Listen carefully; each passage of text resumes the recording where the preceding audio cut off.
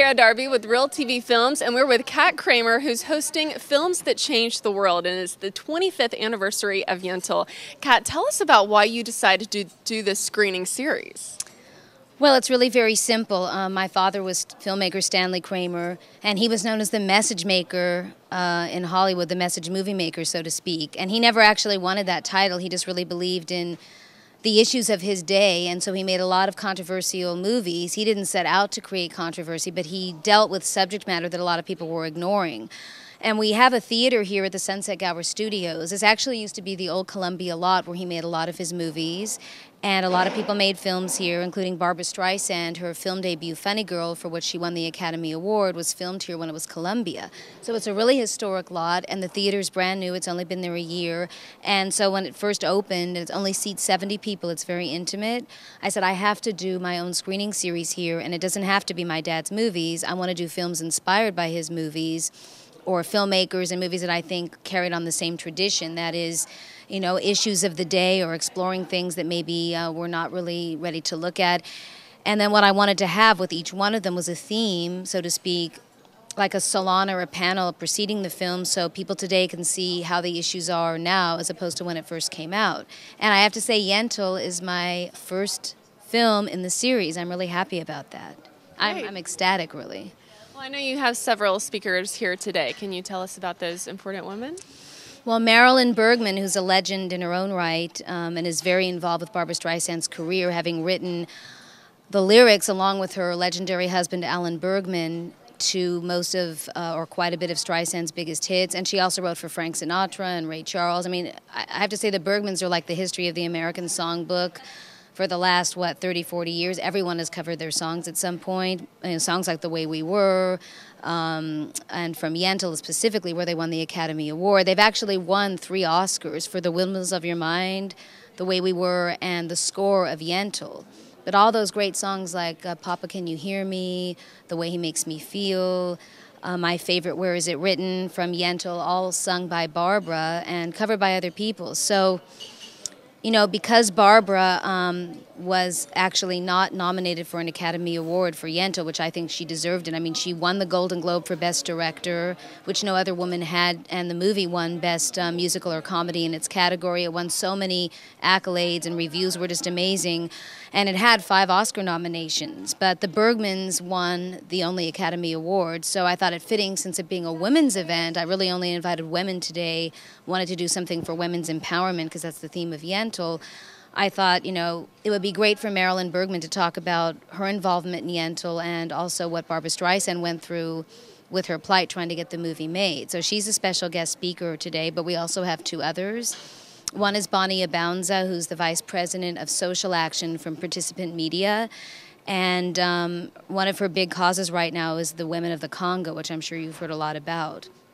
She's here to talk about Raise Hope for Congo, and the Enough Project has new initiatives. In fact, I think they're going to Washington, D.C. tomorrow with John Pendergast, who's an activist who's involved. But I had to have women at this event. So we have Emmanuelle Chiriqui, the actress, who's on Entourage. She's actually filming it this week. She was in You Don't Mess with the Zohan. She was in Cadillac Records. I mean, she has amazing credit. She's going to be speaking because it's a cause dear to her heart. And there will be some other people representing both Yentl and also the Congo women, and maybe a few surprises.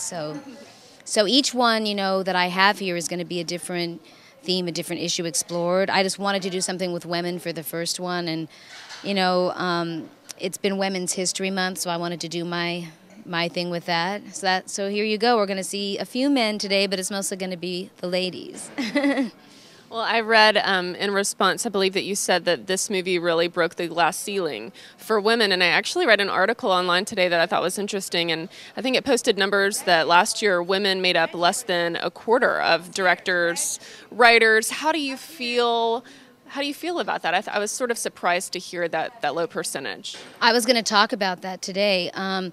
The ironic thing is that Barbra Streisand broke the mold. I mean, other people had made movies, but no star of that magnitude had done something like that. And the irony of it is she was afraid to announce to the world or to the industry or put her name on the script when she co-wrote the screenplay, so she didn't even talk about that until after the movie was made. And since she directed it, and believe me, everybody in Hollywood tried to get her not to, and you'll hear about that later today, she had to, I think, disguise that. So the character of Yentl had to disguise herself as a man because it was forbidden. It was against the law for women in Poland or in Eastern Europe in the early 1900s to study, and that's all she wanted, you know. And there's a very strong father-daughter connection. You know, my father being such a big influence, we're having it at his theater, and Yentl, her whole life revolved around her father. He used to sneak her the Talmud and different, you know, the books, and she was able to study. And when he passed away, she basically did it for him, and that's why the song "Papa, Can You Hear Me" is so powerful. And at the end, when Yentl finds her true identity, she says, "Papa, I can hear you. Papa, I can see you. Papa, I can feel you. Papa, watch me fly." So she doesn't need him anymore. She goes to America where she doesn't have to hide, you know. But it's a love story. It also explores men and women's roles. When you see the movie, it isn't just about her having to hide her identity. It's also Avigdor, the man she's in love with. He's attracted to her when he believes she's a male, and he wrestles with that. And Hadass, who is his fiancée, which, ironically enough, Amy Irving was nominated for Best Supporting Actress for the Oscar for that. She's also playing a character that was repressed in society, who wasn't able to study or had no interest in it, but the movie shows that she's very capable of that, and she could easily be like Yentl if she had the desire. But Yentl never wanted to get married, never wanted a traditional life. She just wanted to study, so in a sense she was living her life as a man. Now that aspect of Hollywood I still think is the same from what you said, that the percentages have gone down, especially with the big studio movies. So that's one of the reasons we're showing this, is to say Barbara broke the mold, but I think people got afraid. Now it's gone down. We need to raise the bar again, and we have to really pay attention to that. So I'm really excited, and I can't wait for everybody to see it, because this is the first official screening since it came out on DVD. They had like a sing-along in New York, but there hasn't been any public screenings of it. Nothing. No Q&As, nothing. This is it today. So I'm really honored that it's at the Stanley Kramer Theater.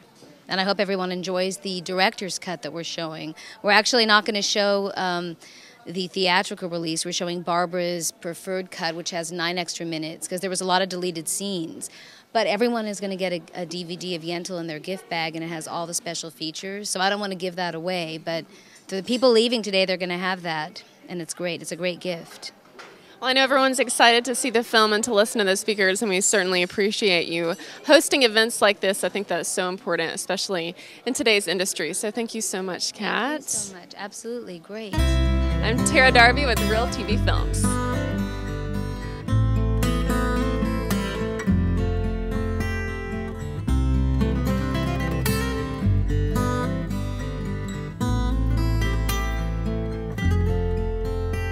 You held out your hand and you asked me to dance. I rose to my feet, you pulled me away as we swayed to the radio, playing a Motown song, head on your heartbeat, static fades, the loneliness plays. Oh, I have